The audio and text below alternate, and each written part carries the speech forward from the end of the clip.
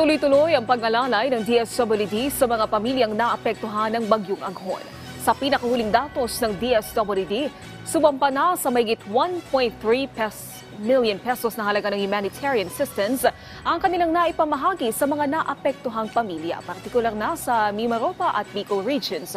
Ngayong umaga ay nakarating na rin sa Infanta, Quezon ang karagdagang 5,000 family food packs bukod sa tulong mula sa DSWD.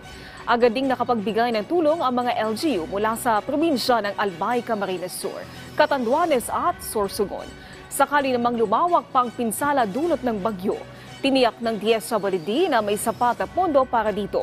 Nasa 608 million pesos ang standby fund ng ahensya at umaabot pa sa 1.6 million na family food packs ang nakapreposition sa buong bansa. Sa ngayon ay mayroon pang mahigit 2,500 pamilya o katumbas ng mahigit 8,000 individual ang nananatili pa rin sa mga evacuation center.